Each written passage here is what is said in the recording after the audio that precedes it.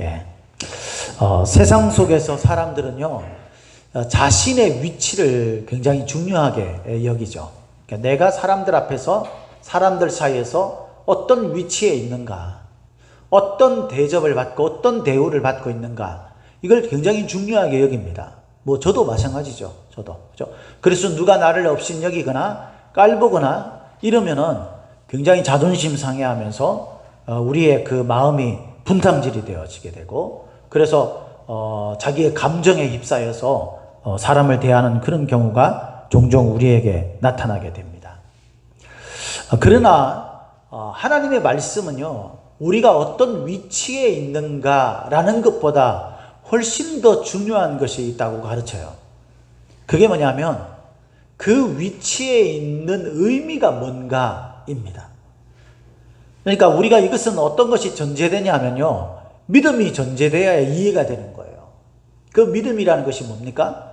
하나님은 살아계시고 천지 만물을 운영해 나가시면서 천지에 있는 모든 것들을 적재적소에 위치하게 하신다라는 것이 우리에게 전제된 그 믿음이 있을 때 우리가 나의 위치가 뭔가가 하나님 안에서 조명되어지는 거죠. 그러니까 내 위치가 어떤 위치에 있어야 되고 그 위치에 있을 때 내가 어떻게 하는 것이 나를 그것에 세운 하나님의 뜻에 따른 삶인가, 이거를 고민하고 그것을 내 삶 가운데 적용해서 살아가는 것을 성경은 훨씬 우리에게 중요하게 하나님이 가르치고 있다. 그래서 성도는 하나님의 나라에서 또는 이 세상에 사는 존재로서 어떤 위치에 있고 이 위치에 있는 자가 어떻게 살아야 하는가를 오늘 말씀을 통해서 한번 생각을 해보자 라는 것입니다. 제가 어제 잠깐 저녁에 이제 나올 일이 있어가지고 잠깐 이제 그냥 대충 집에 있는 대로 옷 입고 잠깐 나왔는데 저희 집에 아파트에 그게 놀이터에서 애들이 막 놀고 있더라고요. 놀다가 어떤 여자애 한 명이, 제가 볼 때는 한 초등학교 한 5학년, 6학년 그 정도 돼 보여요. 그 여자애 한 명이 이제 놀이터에서 이렇게 참 나오면서 이제 저는 이제 그 옆을 스쳐 지나가는데 그 놀이터에 놀고 있는 애한테 아마 그렇게 소리를 쳤나 보죠. 뭐라고 고함을 콱 지르면서 뭐라고 이야기를 하는 거예요. 제가 그 소리를 듣고 깜짝 놀랐어요. 그게 뭐냐면, 그거는 마태복음이야 이러는 거예요. 애가 나오면서 그 놀이터에 있는 애한테 그거는 마태복음이야 이러면서 가는 거예요. 그 제가 그냥 그 헛웃음이 막 나오더라고요. 근데 나이 연세가 좀 지긋하신 어떤 여자분이 마침 차에서 내리면서 그 소리를 듣고 이제 아는 애인가 봐, 아는 애. 그 엄마가 이제 마침 또 나오면서 이제 이야기를 나누는 거 보니까 같은 교회에 있는 애인 것 같아요. 그래서 아이고 그러면서 얘 보고 이제 기특하다 뭐 그러면서 이야기를 하는 것을 이제 보고 무슨 연유에서 그 말이 소리쳐 나왔는지는 모르겠는데 그런 생각이 문득 들었습니다. 우리가 대화를 나눌 때 성경의 이야기를 얼마나 하고 있나? 우리가 성경을 똑바로 알려주기 위해서 그거는 마태복음이야, 마태복음에 있는 말씀이야 라고 말할 수 있는 사람이 우리 가운데 얼마나 될까? 근데 그걸 애가 하고 있다 이런 생각을 하니까, 야, 내가 목사로서 우리 성도들한테 성경에 대한 지식도 좀 더 가르쳐야 되겠구나 이런 생각이 문득 들었습니다. 왜 이런 이야기를 하냐면요, 사실 우리는 성경을 잘 모르죠. 여러분, 우리가 성경을 안다라고 말할 수 있는 사람이 몇 명이나 되겠어요? 그냥 주워 들은 이야기만 아는 거예요. 실제로 내가 성경을 읽고 성경을 공부하면서 아는 사람은요 그리 많지 않아요. 우리가 성경에 대해서 들어본 성경 말씀, 그건 대부분 어떤 경우냐면요, 어려서부터 교회 다니거나 이러면서 교회에서 뭐 이렇게 이야기하는 소리, 뭐 들었던 거, 그때 뭐 잠깐 봤던 말씀, 이게 이제 기억이 나면서 그게 어디에 있는 말씀인지도 모르고 그냥 우리 머릿속에 기억되어 있는 거죠. 이런 거를 소위 뭐라고 하냐면요, 컨닝하는 신앙이라고 합니다. 신앙생활을 내가 알고 똑바로 해야 되는데 겨우 견눈질해가지고 컨닝하면서 신앙생활을 하는 거예요.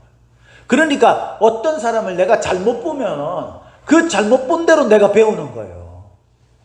그러니까 이건 이 말씀에 대해서 가르치고 성도들의 신앙을 양육해야 할 책임을 가지고 있는 목회자로서 미치고 환장할 노릇인 거죠. 똑바로 가르쳐야 되는데 이 사람들은 이미 어떤 게 있냐면 자기가 그냥 엉뚱한 걸 보고 컨닝질하듯이 그렇게 신앙을 배워가지고 그 잘못 배워가지고 그게 딱 고착화가 된 겁니다. 고정화가 돼가 사람들이 또 얼마나 죄송한 말씀입니다만 이 고집이 센지 절대로 이게 성경에 올바르게 이렇게 되어 있다고 이야기를 해도 안 들어요.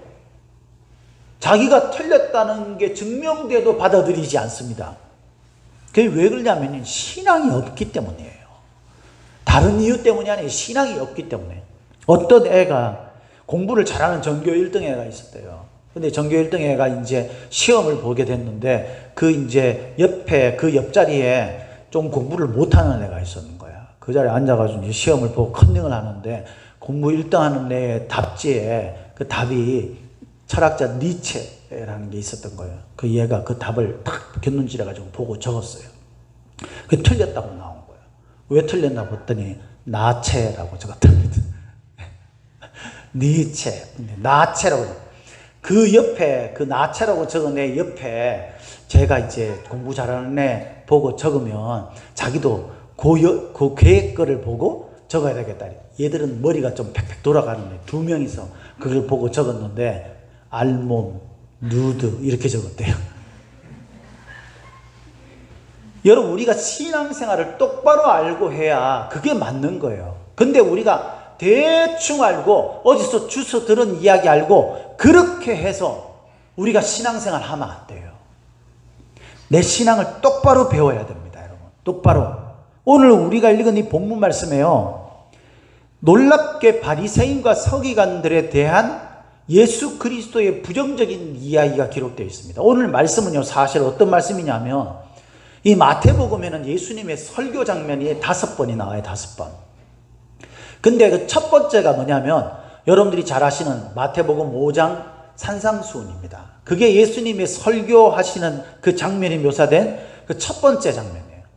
그때 예수님께서 팔복부터 그 말씀을 시작하죠. 심령이 가난한 자는 복이 있나니, 그 유명한 말씀을 시작하면서 설교를 시작했는데 마태복음 전체에 이 설교하시는 장면이 5번이 나오는데 오늘 본문 말씀은요 그 마지막 5번째 설교 장면이에요. 그게 이제 23장부터 해가지고 24장, 25장 뭐 마지막 말세에 일어날 징조 이런 것까지 이야기하면서 그게 이제 걸쳐서 예수님의 설교 장면이 쭉 나오는 거예요. 나오는데 그 마지막 설교의 첫 번째 부분이 오늘 본문 말씀이에요. 그러니까 여러분 이거를 그냥 단순하게 흘려보내지 말고 여러분들이 이 말씀을 여러분들의 것으로 묵상하면서 한번 생각해 보시오. 예수님이 어떤 심정으로 이 말씀을 하셨는가를 한번 생각해 봐야 돼요. 예수님은 지금 예루살렘 성에 입성했어요. 그죠? 우리가 지난주에 살펴본 것처럼 예수님이 나귀를 타고 사람들이 호산나 호산나 외치는 가운데 예루살렘 성에 입성을 했습니다. 왜 예루살렘에 들어가셨습니까? 십자가에 죽으시기 위해서예요. 예수님이 십자가에 죽으시기 위해서 예루살렘 성에 들어간 거예요. 그리고 이제 예수님의 일주일간의 행적이 쭉 나오죠. 그리고 금요일날 붙잡혀서 십자가에 못 박히셔서 죽으시는 거예요. 그러니까 예수님은요 죽으러 예루살렘에 들어가는 겁니다. 예수님이 내가 들어갔을 때 예루살렘에 갔을 때 죽을지 몰랐습니까? 아닙니다. 예수님은 죽으러 가신 거예요. 본인이 죽으실 걸 알고 죽기 위해서 예루살렘 성에 들어가신 거예요. 그러니까 예수님이 이 마지막 설교는 예수님의 유언과 같은 거예요. 그 예수님의 유언의 첫 번째가 뭐냐면 이거예요. 오늘 본문 말씀. 그러니까 이 말씀이 얼마나 중요하고 의미 있는지 여러분 아셔야 되는 거예요. 그 예수님께서 뭐라고 이야기하냐면 바리새인과 서기관들에 대해서 이야기를 하면서 그들에게 본받아야 될 게 있고 본받지 말아야 될 게 있다라고 말씀합니다. 우리 3절 말씀을 같이 한 목소리로 읽도록 하겠습니다. 3절 시작.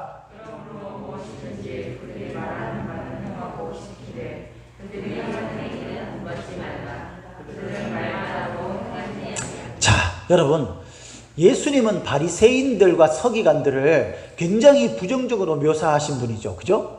왜 바리새인과 서기관들을 위선적이다 라고 말하면서 심한 말씀으로는 독사의 자식이라고 그렇게 저주받은 자녀라고 그렇게 이 책망을 하실 정도로 아주 극히 혐오를 하셨어요. 요즘 말로 하면 극혐하신 거예요.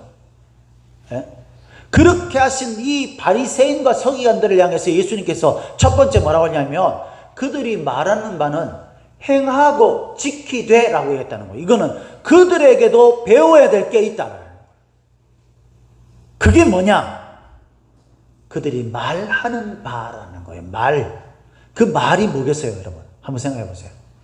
우리가 앞뒤 문맥을 잘 생각해 보면 이 바리새인들이 지금 사람들에게 말하는 말의 내용이 뭐냐면요, 율법이라는 것을 누구나 봐도 알 수 있어요. 그죠? 그래서 바리새인들이 가르치잖아요. 가르치는 게 뭐에 대해서 가르치는 거였어요? 율법에 대해서 가르치는 거예요. 장로의 전통 이런 것들에 대해서 가르치는 거예요. 그러니까 예수님의 말씀은 바리새인들이 말하는 게 모두 틀린 게 아니고 그들이 말하는 율법과 계명에 대해서는 너희들이 그것을 제거하거나 바리새인들이 말했다고 해서 너희들이 멀리하거나 이러면 안 되고 그건 지켜야 되는 거다 라고 말씀한다는 거죠. 요즘 성도들이 잘못 오해하고 알고 있는 게 뭐냐면요, 하나님이 말씀하신 계명 항목들을 지키는 거에 대해서는 우습게 생각합니다. 그게 뭐 그렇게 중요해? 그러면 율법주의자야 막 이러면서. 그게 아니에요. 성경에 그렇게 돼 있는 게 어디 있어요. 율법을 폐하러 왔다라는 예수님의 말씀조차 그 의미가 뭐라는 거예요? 완성시키는 것이라고 그랬어요. 그러니까 율법은요 그냥 폐하고 없어지는 게 아니라 우리가 지키고 행해야 되는 거예요. 말씀을 안 지키고 말씀대로 우리가 지켜 행하는 것이 없는 삶이 문제인 거지 말씀 자체가 문제인 게 아니라는 거예요. 우리 성도들이 좀 알아야 될 게 예수님께서 자신의 죽음을 목전에 두고 유언으로 꺼내신 첫 번째 말이 뭐냐면 말씀을 좀 제발 알고 좀 그 말씀을 좀 지키는 것이 중요하다라고 말하는 겁니다. 여러분들은 말씀을 알고 있습니까? 어디서 주워 들은 이야기로 내가 말씀을 알고 있다고 생각하고 있습니까? 여러분 자신이 말씀을 읽고 공부하고 그래서 말씀을 좀 아시는 저와 여러분들이 되시기를 예수님의 이름으로 축복합니다. 근데 오늘은 이게 중요한 주제가 아니니까 그 말씀은 여기서만 그치겠습니다. 여러분들이 말씀을 알고 배우는 것 그건 굉장히 중요한 것인데 이것보다 더 중요한 것이 있다라는 거예요. 오늘 말씀에. 그게 뭐냐면 바리새인과 서기관들에게 너희들이 절대로 본받아서는 안 되는 게 있다. 그게 뭐냐? 이 바리새인의 특징이 오늘 본문 말씀에 의하면 3가지가 나와요. 3가지. 그거는 절대 너희들이 배우면 안 된다라는 거죠. 너희들이 그대로 하면 망하는 거다. 바리새인들이 망하는 것처럼 너희들도 망하는 거다. 이렇게 말씀하시면서 하신 이야기입니다. 이게 첫 번째가 말만 하고 행하지 않는 자들이다라는 거예요. 오늘 우리가 읽은 말씀 3절 끝에 보니까 이렇게 되어 있죠. 그들이 하는 행위는 본받지 말라. 그들은 말만 하고 행하지 않는다. 말만 하고 행하지 않는다. 사실 바리새인들은요, 이 장로의 전통 율법 600여 가지나 되는 이 율법들을요 얼마나 철저하게 지켰는지 몰라요. 정말 잘 지켰어요. 근데 예수님은 그들이 행하지 않았다라고 이야기를 하는 거예요. 그 차이점이 뭔지를 여러분 우리가 알 때에 우리는 말씀을 항목에 따라서 지키는 자가 아니라 의미와 뜻에 따라 지키는 자라는 사실을 깨닫게 되는 겁니다. 말씀은 우리가 말씀에서 여기서 이렇게 이야기했다고 그걸 그대로 지키는 게 아니고요. 우리 마음에 그것에 대한 어떤 의미가 와닿는가에 따라서 행하는 것, 그것이 말씀을 지키는 것이라는 것을 아는 겁니다. 예를 든다면 이런 것입니다.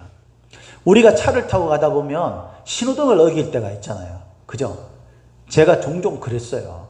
참 부끄러운 고백입니다만은 제가 평상시 이렇게 있을 때는 신호등을 거의 지킵니다. 저희 식구들은 알 거예요. 신호등을 특별히 안 지킬 때는 아주 진짜 긴박한 상황 아니면은 거의 지키는 편이에요. 근데 제가 잘 안 지킬 때가 있었어요. 그때가 언제냐면 새벽에 사람이 없잖아요. 사람이 없는데 새벽 기도를 차를 타고 와야 되는 거예요. 그러면 이제 여기 저희 집에서 오다 보면 주유소 하나 있잖아요. 그죠? 주유소 그 사거리. 거기에서 좌회전할 때는요, 좌회전 신호가 떨어져야 가요. 근데 직진 신호만 있으면은 새벽에 차들이 막 다녀요. 신경도 안 쓰고 그렇게 왔다 갔다 합니다. 차 없고 이러니까 저도 이제 새벽에 빨리 교회를 가야 되고 해서 그냥 다녔었어요. 신호등을 지키지 않은 때가 있었어요. 근데 어느 날 그게 이상하게 마음속에 탁 와닿는 거예요. 내가 이 신호등을 안 지키네. 내가 이 신호등을 지금 안 지켜야 될 이유가 있나? 왜냐하면 제가 새벽 예배는 5시 한 20분에 저거를 키는데, 예. 그 전에 내가 가면 되는 문제인데, 사실.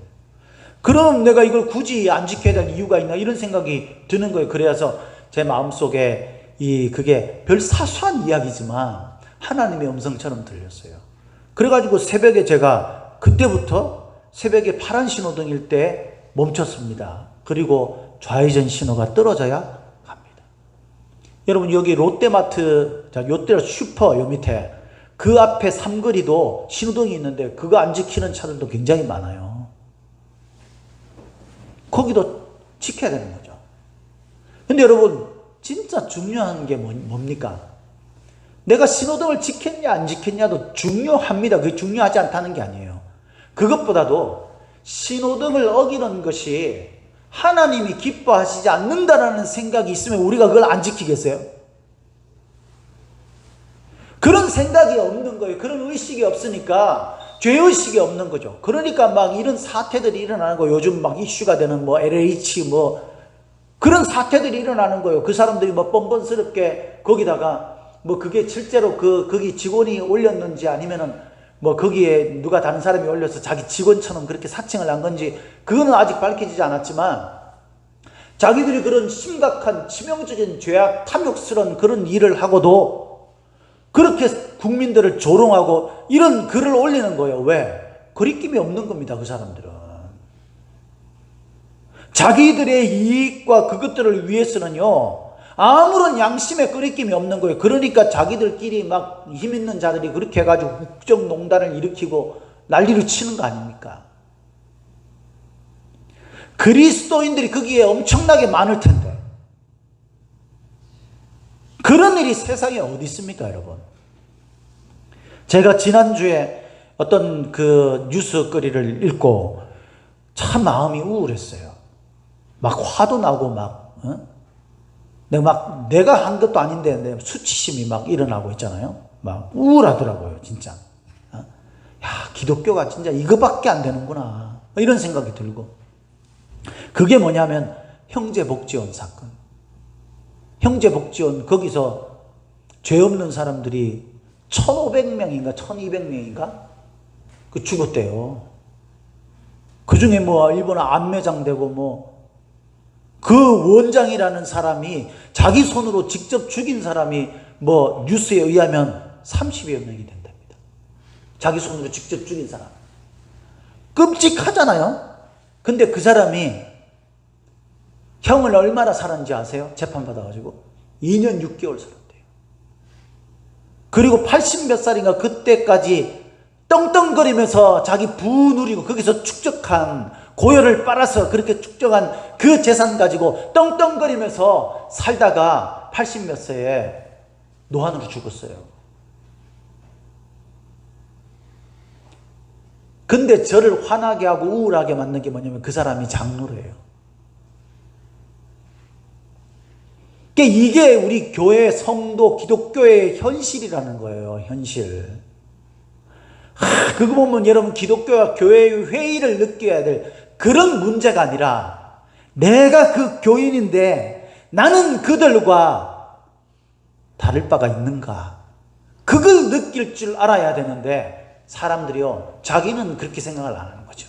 자기에겐 적용을 안 해요. 그러니까 그런 사람들이 장로가 되고 그러는 거예요. 그 사람이 이단의 장로였으면 전 참 좋겠어요. 찾아보니까 이단 장로라는 증거가 없더라고요. 무슨 교회라고 하는데 그 교회 장로였대요. 여러분 우리가 실수하고 죄를 저지를 때가 많잖아요. 그죠? 우리가 그리스도인의 삶으로 거룩하고 신실하게 사는 것이 우리의 삶이 되어야 되는데, 돌아보면 저도 그럴 때가 있었어요. 우리가 죄 가운데 그 휩싸여 가지고 그걸 해결하지 못하고 거기에 막 그렇게 쌓여 가지고 살 때가 있어요. 근데 여러분, 우리가 진짜 성도 그리스도인이라면 주님의 말씀이 자꾸 자극이 돼야 돼요.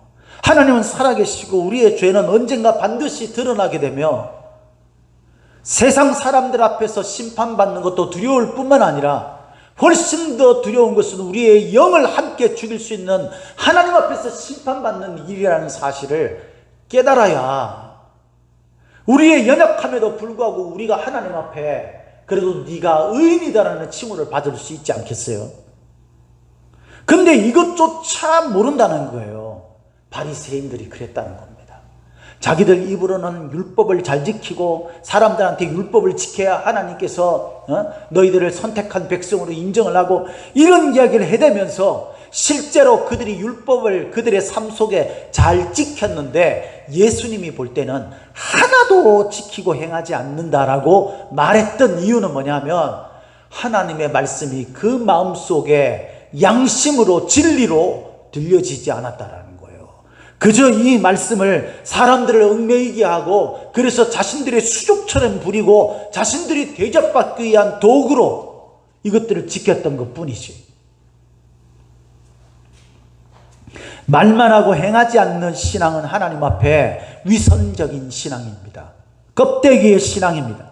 우리가 하나님을 믿는다고 백날 이야기한들 하나님께서는 그 믿음을 인정하지 않습니다. 제가 올해 나이가 60인데 60이 딱 되니까 이 몸이 있잖아요, 진짜 힘들어요. 앉았다가 일어나는 것도 막 뼈마디가 막 아픈 것 같고 그러더라고요. 제가 가만히 생각해 보니까 제가 나이가 60이면 제 살 날이 이제 얼마나 남았겠어요?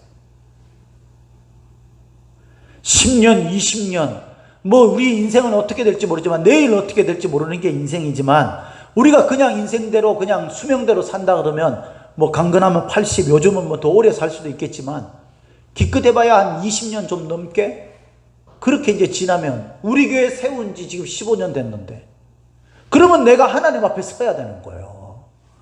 여러분들 하나님 앞에 안 설 방법이 있습니까? 그럼 마음대로 살아도 돼요. 자기 마음대로. 하나님 앞에 서지 않을 재주가 있으면 자기 마음대로 사셔요. 예? 누리면서, 할 수만 있으면 거짓과 위선으로 내 부와 이익을 챙기면서 떵떵거리면서 누리면서 사십시오. 근데 어린아이든 노인이든 높은 위치에 있는 사람이든 낮은 위치에 있는 사람이든 누구도 예외 없이 저와 여러분들은 하나님 앞에 선다는 거예요. 그 하나님 앞에 섰을 때 하나님께서 저와 여러분들을 보시면서 무엇을 평가했냐면, 네가 교회를 다녔냐, 예배를 드렸냐, 이것도 평가를 하신다고 오늘 본문 말씀에서 분명히 이야기하죠. 그죠? 그것도 지켜 행하되, 그런데 그것보다도 더 중요한 게, 네가 내 말씀을 읽고 듣고 아는 대로 양심의 자극을 받고, 잘 안 되지만 그걸 다시 회개하면서 돌이키려고 몸부림치고 애썼는가, 그걸 보고 하나님이 심판하신다는 거예요. 제가 생각해 보니까 이제 나이 60인데 이제 얼마 안 있으면 내가 하나님 앞에 서겠구나, 이런 생각이 드는 거예요. 두렵고 떨리지 않나요, 여러분? 말만 백날 여러분들한테 이렇게 사셔야 됩니다, 저렇게 사셔야 됩니다 이야기해 놓고, 정작 나는 아무것도 하나님의 말씀이 나에게 영향을 끼치지 않는 삶으로 그냥 멋지게 교회 목사로 그렇게 탁 멋들어지게, 뭐 이 자리에 없습니다만은 제 아내를 통해 가지고 들은 이야기인데, 제 아내가 어떤 우리 교회 성도랑 이야기를 잠깐 나눴다가 그랬대요. 자기가 다니는 직장에서 어떤 분이 우리 교회, 작은 교회가 코로나19 때문에 너무 막 힘들지 않냐, 이런 이야기를 하면서 성도들이 막 나가고 막 빠져나가는 사람들도 많고 그래서 뭐 너무 힘들겠네, 뭐 그런 이야기를 이렇게 나눴대요. 뭐 그런 이야기를 했는데 무슨 이유 때문에 그 이야기가 나왔는지 제가 잘 모르겠지만 그분이 그랬다는 거예요. 우리 교회는요, 뭐 다른 거는 잘 모르겠지만 우리 목사님을 너무 좋아하고 성도들이 우리 목사님을 너무 존경하고 우리 목사님 너무 좋아해가지고 그런 일이 별로 없어요. 이렇게 이야기했다는 거예요. 이야, 기분 좋지 않습니까? 여러분들은 기분 좋을 일 아닌데. 들으니까요, 제가 사람이니까 기분 좋더라고요. 근데 여러분, 목사를 좋아해봐야 소용없어요. 그게 여러분들 구원에 무슨 영향을 끼치겠어요? 물론 여러분들이 신앙생활 하는데 그것이 도전이 되고 자극이 되는 일이 될 수는 있겠지만, 여러분들이 하나님의 말씀이 여러분들의 삶에 적용되어지고 그 말씀이 조명되어지지 않으면 아무 소용이 없는 거예요. 예? 여러분들이 교회가 풍파가 몰아치고 막 심각한 상황 속에서도 이 교회를 지켰다 한들 그것이 여러분들 하나님 앞에 심판받는데 무슨 의미가 있겠어요? 여러분들이 그 말씀에 얼마나 여러분들의 양심이 움직이고 그 말씀을 붙들고 씨름하는 여러분들의 신앙적인 애씀이 있었는가? 그것이 중요한 거죠. 입으로는 우리가 뭘 못하겠습니까?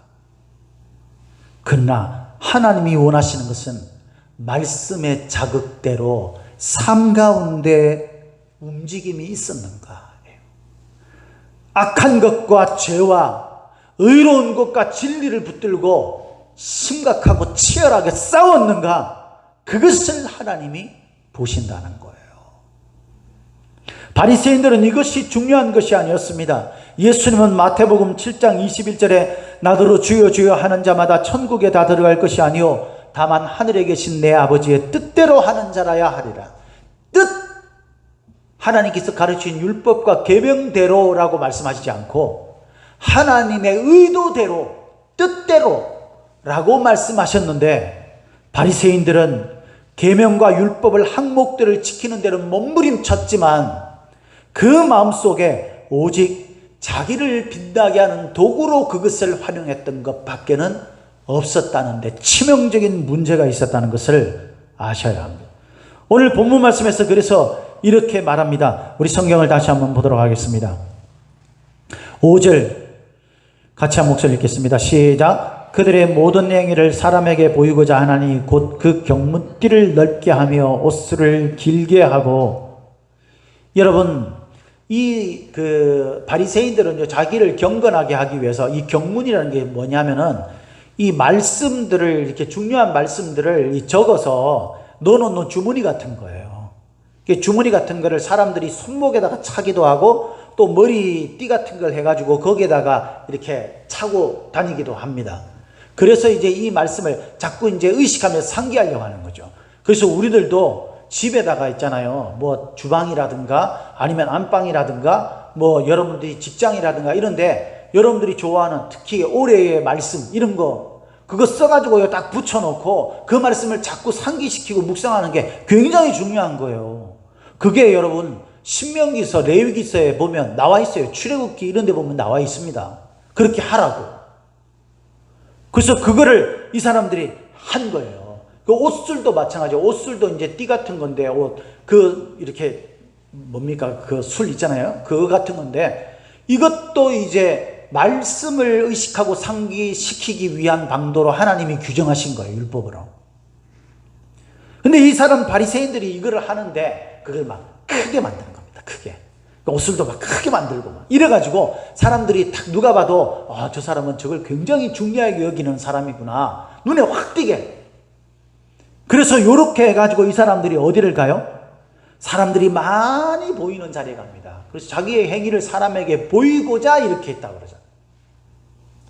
그러니까 이 바리새인들의 첫 번째 특징적인 부정적인 요인이 뭐냐면은 말만 하고 그 의미와 뜻을 행하지 않는 자라는 것이 첫 번째고, 두 번째는 그렇기 때문에 이 사람들은 율법을 단순히 어떻게 생각하냐면요, 자기를 드높이고 자기를 돋보이게 하는 도구로 사용한다는 거예요.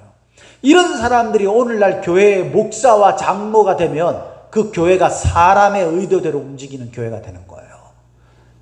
세력 다툼이 일어나게 되고 교회 안에서 싸움이 일어나게 되는 거예요. 교회가 찢어지는 일이 발생되는 겁니다. 왜? 자기가, 그래서 그 사람들 싸우는 거 한번 보세요. 교회 안에서 싸움이 일어났을 때, 새 가지고 막, 목사파니, 장모파니, 장로들끼리도 막 서로 그렇게 다투는 거, 그 사람들이 말하는 거 한번 보세요. 전부 내 생각에는 이렇게 말하는 사람들이 없어요. 하나님이 말씀하셨는데, 이렇게 말씀하셨는데, 하나님이 뭐 성경 구절 들고 나오고요. 다 그래요. 근데 알고 보면 자기 욕심을 위해서죠. 자기의 세를 과시하고 자기의 세력이 더 우세하게 하기 위해서 하나님의 말씀을 그저 이용만 하는 거예요. 이용만. 이 바리새인들이 그런 자들인 거예요. 우리 삶 속에요, 하나님이 여러분들에게 복 주는 자로 인식하면 안 돼요. 여러분들의 문제를 해결하고 여러분들이 잘 되도록 하는 어떤 그런 잡신으로 하나님을 제발 만들지 마세요. 무슨 집에 무슨 일이 있을 때에, 뭐 진급식이나 애들이 입시나 이런 일이 있을 때에 교회를 다니는 권사나 이런 사람, 집사나 이런 사람들조차 어디를 찾아간다고요? 복채 들고 점집 간 되잖아요. 그게 무슨 부끄러운 줄 알아야 돼요. 신앙에 자존심이 없는 사람들이에요. 하나님께서는 그 귀신을 쫓아내는 역사를 일으키셨는데 그 귀신을 찾아가가지고 교회의 권사, 집사 이런 사람들이 그 사람 찾아가지고 내가 어떻게 될지 좀 봐달라고, 그게 도대체 뭐 하는 일인지 모르겠어요. 여러분, 우리 하나님은 내가 섬기고 그분을 높여야 될 존재지 내가 높아지는데 이용될 존재가 아닌 거예요. 그거는 잡신이에요, 잡신. 그래서 북채 주고 굿하게 하고, 바리새인들은 하나님을 그렇게 생각했다는 거예요. 하나님을 모욕되게 한다고 예수님을 잡아 죽이는 그런 잘못을 저지르지만 실제로 이들은 하나님을 두려워하지 아니하고 하나님을 자신들의 어떤 위치가 높아지는데 이용되는 그런 존재로 생각했다는 거예요. 그래서 이들의 두 번째 부정적인 요인은 뭐냐면 보이는 것을 좋아해요. 자기 자신의 의의를 자랑하는 자였습니다. 그래야 자기가 인정받는 거니까. 사람들한테 보이는 거예요. 사람들이 보지 않는 데서 그 사람이 뭐 하는가, 그게 굉장히 중요한 거예요. 사람들 보는 앞에서는 막 뭐 하는데 사람들이 안 보는 데서는요 뺀질거리고 그러면 안 돼요. 성도들은 하나님이 나를 보신다 생각하고, 그것이 새벽이든 밤이든 자기 혼자 있는 골방이든 나를 관리하는 그 관리자가 없는 곳이든 하나님 앞에서 정직하고 떳떳하게 그렇게 그 일을 감당하고 해야 되고 하는 것입니다. 그리고 이들의 세 번째가 이와 연결되는 건데요. 이들의 세 번째 부정적인 요인이 뭐냐면요, 이 사람들은 큰 자가 되고 높은 자가 되려고 한다는 거예요. 오늘 말씀에 보면 이렇게 되어 있습니다. 우리 성경을 한번 보겠습니다. 다시 6절 7절을 같이 한 목소리로 읽도록 하겠습니다. 6절 7절 시작. 잔치의 윗자리와 회당의 높은 자리와 시장에서 문안받는 것과 사람에게 랍비라 칭함을 받는 것을 좋아하느니라. 원래 랍비라는 이 단어의 뜻이요, 원래는 위대한이라는 뜻이에요. 위대하다 이런 뜻인데 그게 이제 변해서 선생이라는 말로 이제 바뀌게 됐죠. 그러니까 이 랍비라는 칭호 자체가 뭐냐면 자신을 위대하다고 생각을 하는 사람들인 거예요. 그래서 이 위대한 자가 부족하고 연약하고 잘못된 자들을 가르치고 훈련시키고 책망하고 이렇게 하는 거죠. 그 교회 안에서 이런 위치에 있는 자가 있죠. 대표적인 자가 목사인 저입니다. 제가 우리 성도들을 이 가르치고 양육하고 훈련시켜야 될 책임이 있죠. 하나님께서 제게 그런 그 위치에 있도록 부여를 하셨잖아요. 사명을 주셨잖아요. 그렇게 하다 보니까 뭘 하냐면요, 성도들한테 막 혼내고 막 야단치고 막 이런 건 잘하는데 뭐를 못해요? 내가 사람들을 섬기는 일을 못할 가능성이 굉장히 많아지는 거예요. 그래서 우리 교회 이제 뭐 2, 3년 뒤에 장로를 제가 꼭 세우려고 지금 기도하고 있습니다. 원래는 내년쯤에 세우려고 했는데 코로나 때문에 지금 그게 늦춰져 가지고 늦어도 한 3년 안에는 제가 장로님을 꼭 세우려고 생각하고 있어요. 우리 교회 장로님 되실 분은요, 반드시 교회 안에서 섬기는 일에 앞장서는 사람이어야 해요. 그게 하나님이 우리한테 가르치신 말씀이에요. 목사도 그리 돼야 되는 겁니다. 여러분들이 보실 때 우리 목사님은 자기가 높아지려는 사람이다라는 생각이 들면 제가 못 깨닫고 영적으로 어두워진 상태니까 즉시 저한테 말씀하셔야 돼요.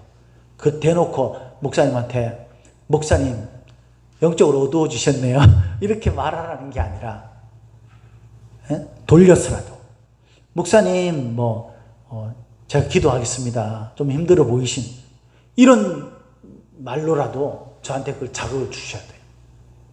절대 하나님 앞에서 세워져야 될 대장, 하나님 앞에서 그 위치가 높아져야 될 사람들은요, 주께서 가르쳐 주신 이 낮아짐의 원리를 모르면 될 수 없는 거예요.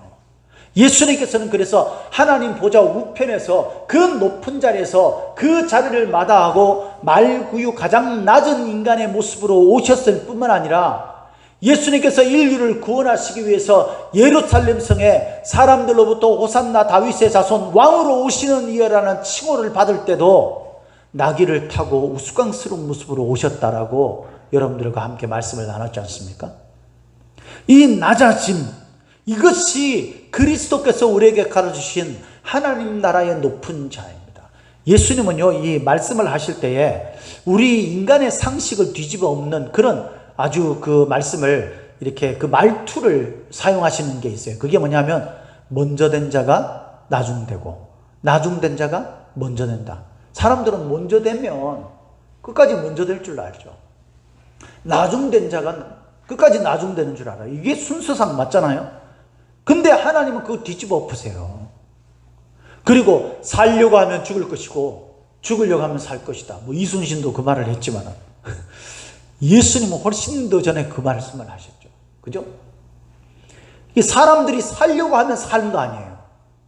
근데 죽으려고 할 때 산다라는 뒤집어 엎는 말씀을 하셨어요. 오늘 본문 말씀도 그런 말씀을 하신 거예요. 너희가 높아지려고 하느냐? 그 너희들이 원한다고 해서 되는 문제가 아니라 너희들이 오히려 낮아지려고 할 때 높아지는 것이 하나님께서 너희에게 정한 원리다라고 가르쳐주는 겁니다. 이 말 속에는요, 어떤 것이 있냐면 아주 중요한 의미가 하나 있는데 그거 뭐냐면 모든 주권, 그 권위의 권한은 하나님으로부터 오는 것이다라는 믿음이 있을 때 이 말씀이 받아들여지는 거예요. 그래서 여러분 여기 보면 말씀에 이 11절에 큰 자는 그 12절에 높이는 자는 낮아지고 누구든지 자기를 낮추는 자는 높아지라 할 때 낮아지고 높아지리라는 이 말이 다 수동태로 되어 있어요. 수동태. 능동태는 내가 높아지려고 하면 높아지는 건데 수동태는 그게 아니라 내가 높아지려고 애써도 높아질 수 없는 거예요. 누가 부여해야 높아지는 거예요. 하나님이 나에게 높아짐이 부여하실 때 그때 내가 높아지는 것이죠.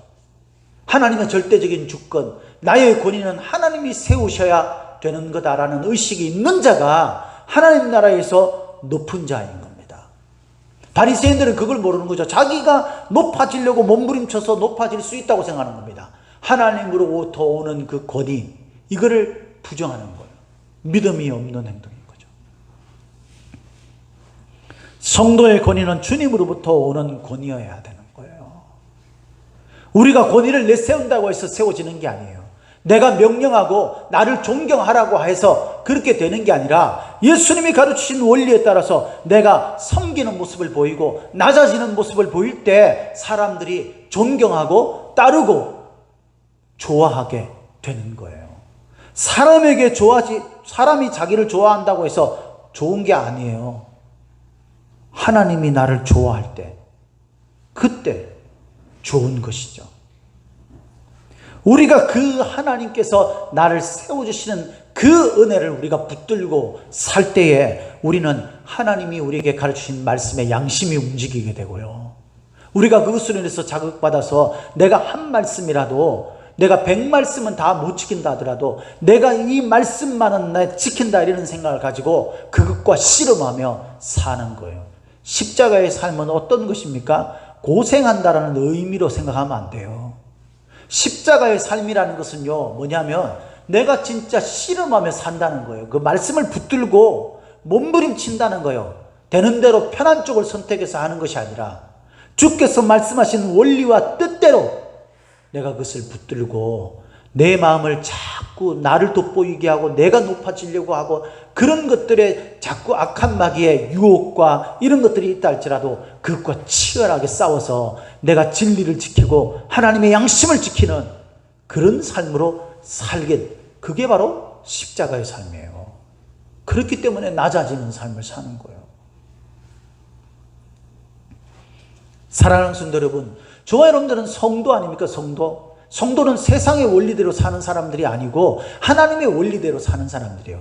이런 우리들을 하나님은 마침내 높여주신다고 약속하고 있지 않습니까? 할렐루야. 우리가 수치를 당하고 조롱받는 시대에 지금 살고 있잖아요, 사실. 그죠? 그래서 우리가 왜 조롱하고 수치를 당하는 거야? 사람들이 우리를 존경해주고 이래야지. 이렇게 해서 분노만 할 게 아니라 사실 분도 일어나죠. 우리가 사람이니까. 그렇지만 그것에 우리가 따지고 할 게 아니라 왜 교회만 가지고 그래?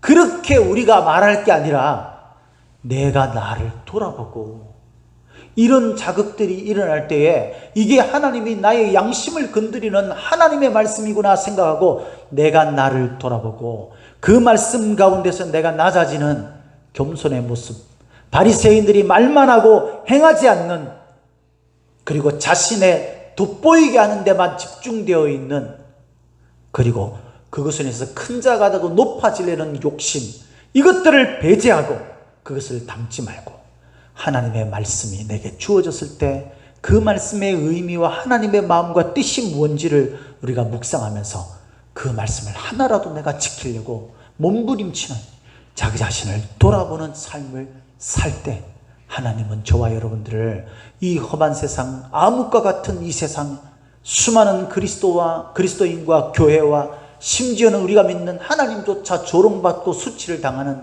그 같은 그런 사회적 환경 속에서도 빛과 소금의 역할을 감당하는 자가 될 수 있는 겁니다.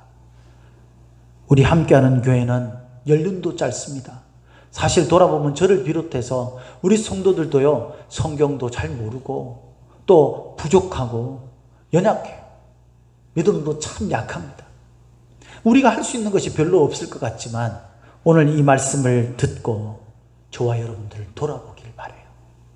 우리 자신을 깊이 돌아보면서 내가 있는 위치, 내 자리가 어떤지, 내가 거기에 올바르게 있는지, 내가 그 위치에 있다면 내가 지금 어떤 주의 말씀을 붙들고 살아야 하는 것인지 그것을 깊이 묵상해서 그 말씀 가운데 하나라도 실험하며 이루는, 그래서 주님 앞에 섰을 때에 잘했다 칭찬받는 믿음의 사람들이 다 되시기를 예수님의 이름으로 축복합니다. 축복합니다.